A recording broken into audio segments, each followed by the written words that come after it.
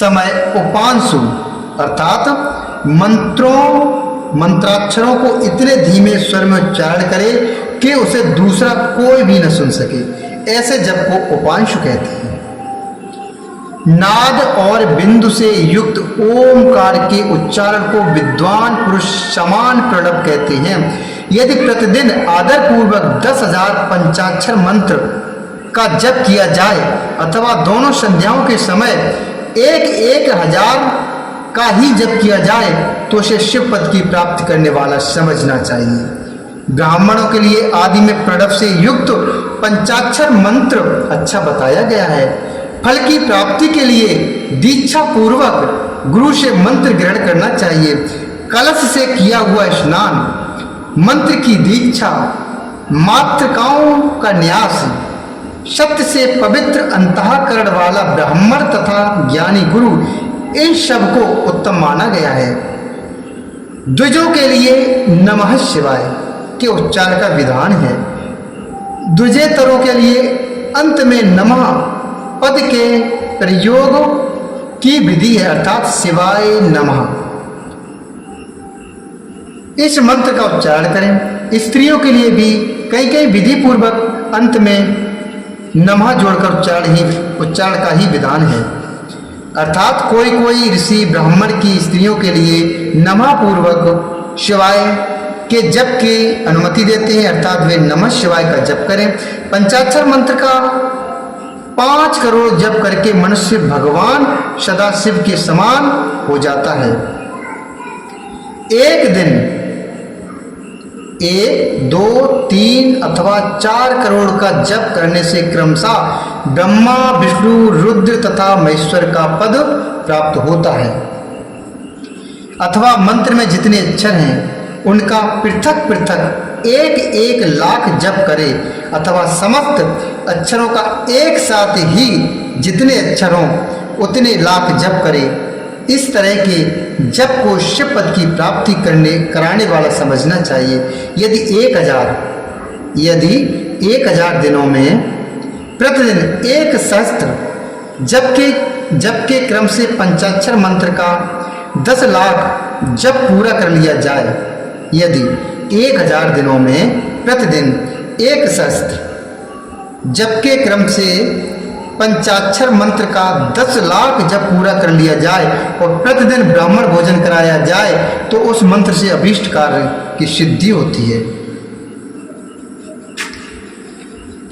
ब्राह्मणों को चाहिए कि वे प्रतिदिन प्रातःकाल 1008 बार गायत्री का जप करें था। ब्राह्मणों को चाहिए कि वे प्रतिदिन प्रातःकाल उठकर 1008 बार गायत्री मंत्र का जाप करें। ऐसा होने पर गायत्री क्रमशः शिव का पद प्रदान करने वाली होती है।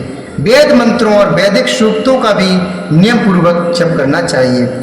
एकाक्षर मंत्र 10,000, दशाड़ मंत्र 1000, 100 से कम अक्षर वाले मंत्र 100 और उससे अधिक अक्षर वाले मंत्र यथाशक्ति 1 से अधिक बार जपने चाहिए। वेदों के पारायण को भी शिव पद की प्राप्ति कराने वाला जानना चाहिए। अन्यायी जो बहुत से मंत्र हैं उनका भी जितने अक्षर हों उतने लाख जप करना चाहिए,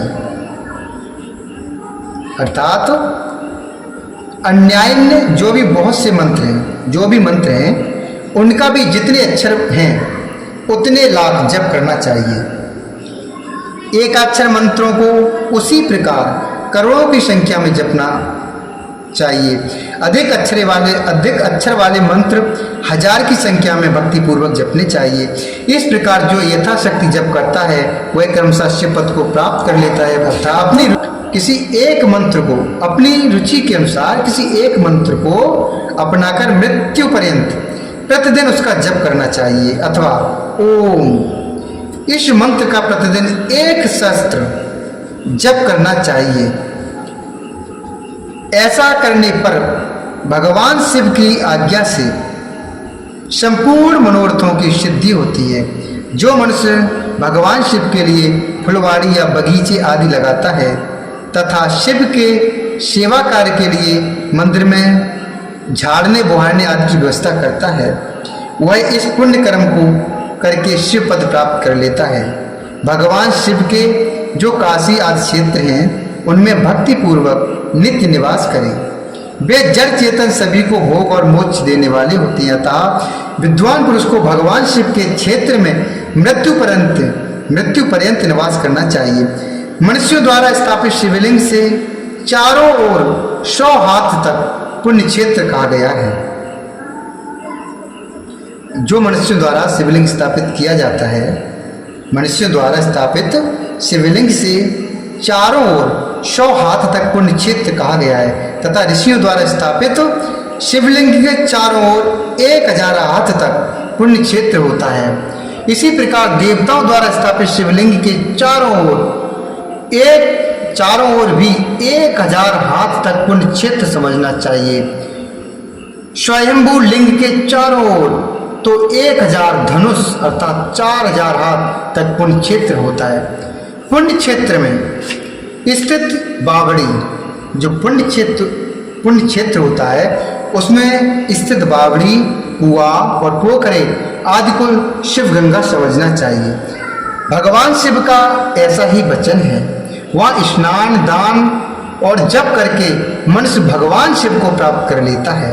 अतः मृत्यु पर्यंत शिव के क्षेत्र का आश्रय लेकर रहना चाहिए।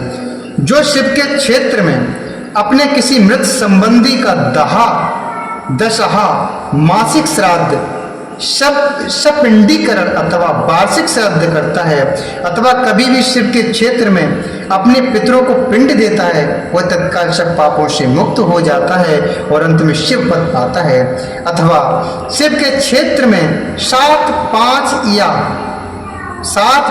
3 या एक ही रात निवास कर ले, ऐसा करने से भी क्रमशः शिव पद की प्राप्ति होती है। लोक में अपने अपने वर्ण के अनुरूप सदाचार का पालन करने से भी मनुष्य पद को प्राप्त कर लेता है। वर्णानुकूल आचरण से तथा भक्ति भाव से वह अपने सत्कर्म का अतिशय फल पाता है। कामना पूर्वक किए हुए अपने कर्म के अभीष्ट फल को शीघ्र ही पा लेता है। निष्काम भाव से किया हुआ सारा कर्म साक्षात शिव पद की प्राप्ति कराने वाला होता है। दिन के 3 विभाग होते हैं। दिन के 3 विभाग होते हैं, प्रातः, मध्याह्न और सायं। आप ऐसे समझ सकते हैं, सुबह की बेला होती है, दोपहर की बेला होती है और शाम की बेला होती है। ये 3 विभाग हैं। तो इन तीनों में क्रमशः एक एक प्रकार के कर्म का संपादन किया जाता है। प्रातः काल को, जो सुबह होता है, शास्त्र विहित नित्य कर्म के अनुष्ठान का समय जानना चाहिए। मध्याह्न काल सकाम कर्म के लिए उपयोगी है तथा सायंकाल शांति कर्म के लिए उपयुक्त है, ऐसा जानना चाहिए। मतलब सायंकाल शांति कर्म के लिए उपयुक्त है, ऐसा जानना चाहिए। इसी प्रकार रात्रि में भी समय का विभाजन किया गया है। रात्रि के 4 प्रहरों में से जो बीच के 2 प्रहर हैं उन्हें निशीथ काल कहा गया है। विशेषता उस काल में की हुई भगवान शिव की पूजा अभीष्ट फल को देने वाली होती है। ऐसा जानकर कर्म करने वाले मनुष्य यथोक्ति फल का भागी होता है। विशेषता कलयुग में कर्म से ही फल की सिद्धि होती है। अपने अपने अधिकार के अनुसार ऊपर कहे गए किसी भी कर्म के द्वारा शिव आराधना करने वाला पुरुष यदि सदाचारी है और पाप से डरता है तो वह उन कर्मों को पूरा फल अवश्य प्राप्त कर लेता है। ऋषिगण बोले, अथ क्षेत्राणि पुण्यानि समाशाति कथ्यश्वनः सर्वः स्त्रस्य पुरुषा यान्याश्रित्य पदं लभेत। श्रुतयोगिवर श्रेष्ठ शिवक्षेत्रागमास्तथा श्रुत श्रद्धा सर्वक्षेत्राणि च तदागमान। ऋषिगण बोले, हे श्रुत जी, अब आप हमें पुण्य क्षेत्र बताइए जिनका आश्रय लेकर सभी स्त्री पुरुष शिव पद को प्राप्त कर ले। हे श्रुत जी, हे योगी वरों में श्रेष्ठ शिव क्षेत्रों तथा शैवागमों अर्थात शिव विषयक शास्त्रों का भी वर्णन कीजिए। तब सूत जी बोले, हे ऋषियों, सभी क्षेत्रों और आगमों का वर्णन श्रद्धा पूर्वक सुनिए, जो कि अध्याय 12 में बताया जाएगा। इत श्री शिव महापुराणे प्रथमायाम विद्येश्वर संहितायाम शिवलिंग पूजा आदि वर्णनम नमो नामेक दाशोध्याय।